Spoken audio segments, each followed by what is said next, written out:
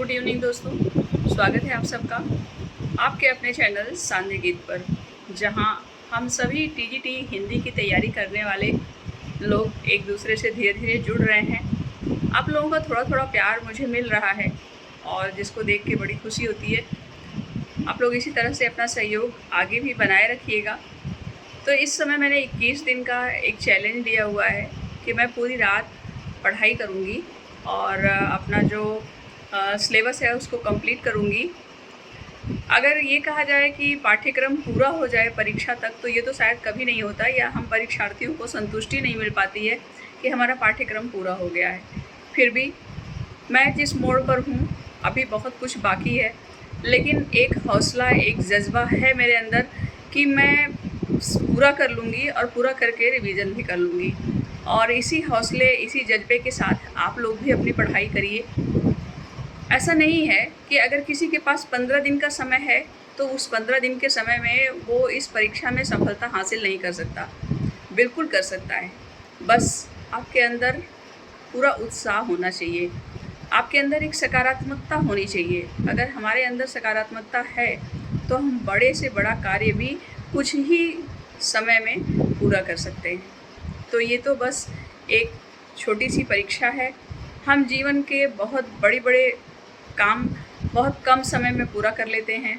बहुत बड़ी कठिनाइयों को हम बड़े आसानी से पार कर लेते हैं। तो ये तो महज़ एक एग्ज़ाम है।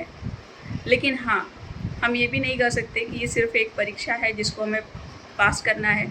ये एक ऐसा एग्ज़ाम होता है जो हमारे सपनों को साकार करेगा, हमारे स्वाभिमान को मजबूत करेगा। तो हम इसकी तैयारी करने के लिए सबसे पहले पूर्ण रूप से उत्साहित होंगे, अपने अंदर एक सकारात्मकता भरेंगे और ये सोच के पढ़ेंगे कि हम किस लिए ये नौकरी पाना चाहते हैं, हमारा ये नौकरी पाने का मोटिव क्या है। अगर इस चीज़ को हम हमेशा अपने मन में रखे रहेंगे तो कभी भी हम हारेंगे नहीं, जीत हमारी ही होगी। तो चलिए ये चैलेंज शुरू करते हैं। और आज मैं आधुनिक काल को पढ़ रही हूँ और इसी आधुनिक काल को ही पूरा पढ़ने का प्रयास करूँगी। देखती हूँ रात भर में मैं कितना पढ़ पाती हूँ। आप लोग अपना साथ इसी तरह बनाए रखिएगा। और देखिए मित्रों, इस समय 7:30 हो रहा है और अब मैं पढ़ने के लिए बैठने जा रही हूँ। फिर मिलते हैं लगभग 11:30-12 बजे के करीब हम लोग, और देखते हैं कि तब तक कितनी पढ़ाई हमारी पूरी होती है। देखिए दोस्तों, इस समय रात के 12:25 हो रहे हैं। मैं आज अयोध्या सिंह उपाध्याय जी को याद कर रही थी। उनकी बहुत सारी रचनाएं हैं और भी उनके बारे में जितनी भी जानकारी है। तो अयोध्या सिंह उपाध्याय जी जो हैं वो बहुत ही इम्पोर्टेंट कवि हैं आधुनिक काल में, और आधुनिक काल का तो हर पक्ष बहुत इम्पोर्टेंट है।